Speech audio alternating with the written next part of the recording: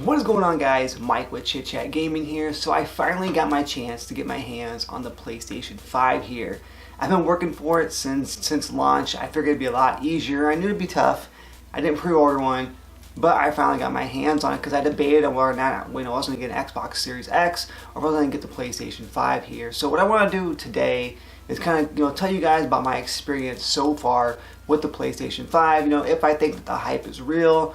What my experience has been so far. Do I think it's worth upgrading or worth trying to go out and fight to get and so forth. Now for me it's a little bit different story because I don't have a PlayStation 4. I had one quite a while back here. I had the PlayStation 4, the gold slim one when it first came out, but I ended up selling it, and it's not because I didn't like it or anything, because I kept my PlayStation account. I had the Vita as well too here. I was always a big fan of the PlayStation 3. I had that forever. That's all I had. But for me though, how it comes down to is that I do a lot of PC gaming on Nintendo Switch. Most of my friends are honestly on Xbox. So really my PlayStation just sat there and kind of collected dust.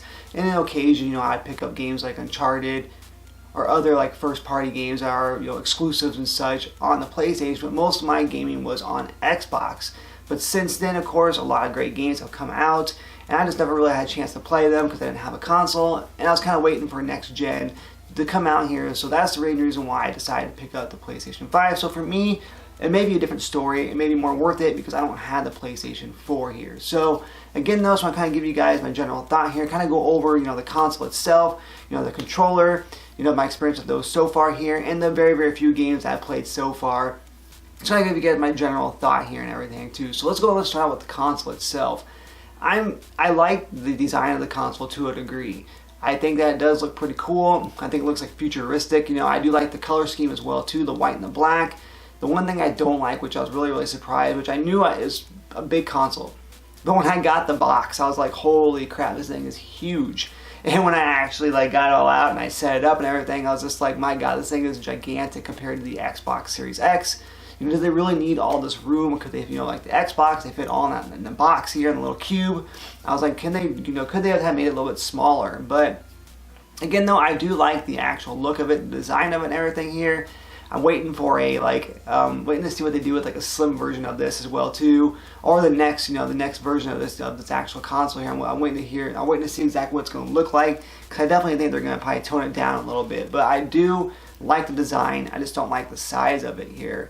But I like the way it looks and everything too. The power button, I wish it was a little bit more, popped out a little bit more. It's kind of like, it's just a basic little power button you push in and everything here, but it's definitely blends in so forth and whatnot. But I do indeed like I said, the look of the console itself. So I will definitely say that is a plus. Now moving along here, jumping into the controller. Probably one of my favorite things about this console so far as the cosmetics go, has got to be the controller. I mean, this controller is just awesome. I love the DualShock 4. I thought it was a great controller. It was actually, next to the Xbox One controller, one of my favorite controllers.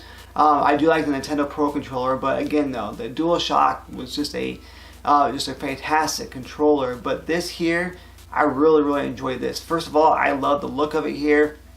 I just love the color scheme.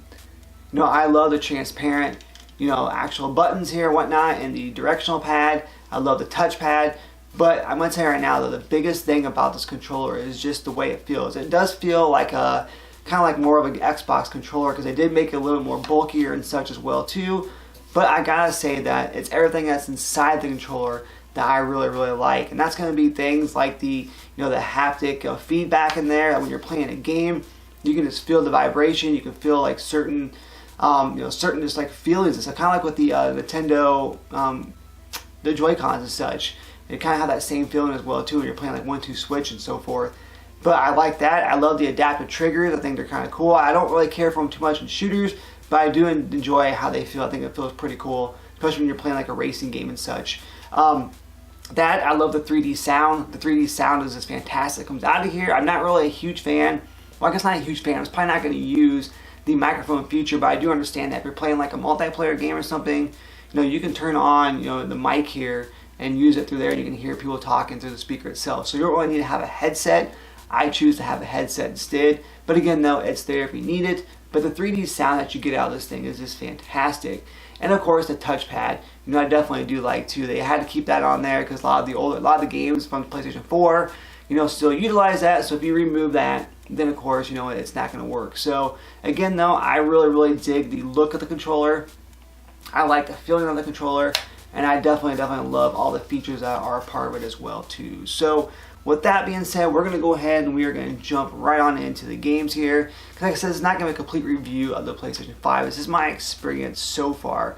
Actually, before we get into that here, I want to kind of just discuss the load times and such here. So you can definitely tell the SSD power is in there. I will say 100% that the load times are quick. I mean, the UI and everything is snappy.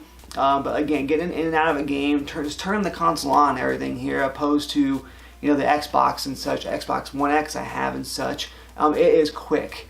It's awesome. I love it. I think it's great. Like I said, jumping in and out of games is just so fast. And load times are almost like obsolete. They're almost not even there. They're still there, but again, no, they just go so quick that I gotta give it that much credit here. That yes, jumping in and out of games is fast. So speaking of games though, let's go ahead and I'm going to tell you the first game I played. So the console comes with Astro's Playroom, which is a free game that comes with it here.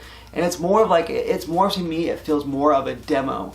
It feels more of a demo to show off the use of the controller here. This is more of a demo for the DualShock 5, which is fine, perfectly fine. You go around, you collect, it's a little cute game. You go around and you collect, different kind of artifacts and such. You collect PlayStation coins, but the artifacts you can get or go find are things like, the PlayStation camera, the old PlayStation 3, there's so much different cool things, like so many different cool artifacts you can find, from the different PlayStation eras and such. It's definitely really neat to do that, the cameras and such. But again though, I think it's a big way to show off, the features and such of the DualShock 5. Playing that game, you use this a lot. You use the touchpad to roll around as a ball and such. You get the feeling of the adaptive triggers. The 3D sound is amazing when you're walking through water or it's raining or so forth. You can hear everything through the 3D sound. And then with the haptic feedback, when you're walking through water, like I said, when you get that rain coming in, you can just feel it in the controller and such, and it just feels like you're actually there. It's just really cool. Again, Astro's Playroom is a lot of fun. I've been playing the hell out of it here. It's definitely a nice little game here, like I said, to get you kind of into the game itself and to show you exactly how the DualShock 5 is going to work. I think it's definitely a must play. They did a great job with it. Again though, it's just a big PlayStation universe type of game here that's designed to be around the DualShock 5. I definitely recommend it. If you get a PlayStation 5, jump right on into it, play it, get a feeling of it, and it's definitely going to suck you in and definitely make you appreciate this controller even more. Now the next game I played was the one on PlayStation Plus here. I did download, I did install Destruction All-Stars. I had my eye on that game, ever since I saw it. I'm a big fan of Rocket League. I love Destruction Derby. I love Twisted Metal. If you like those games, then you're definitely going to enjoy this game here. First of all, it looks fantastic. I mean, we're talking about PlayStation 5 games here, exclusives. That's what it is. You can't play it on PS4, but it looks fantastic and it plays great. It's so smooth and everything too. It just plays fantastic. I can't get over that here. But the game itself is definitely a lot of fun. You go around, you destroy other cars and such. You can get out, you can take over somebody else's car, and so forth. There's multiplayer in there. It's just a big, huge brawl of vehicles. But like I said, though, you can actually get out, run around. You have little special abilities. You can get different skins and such.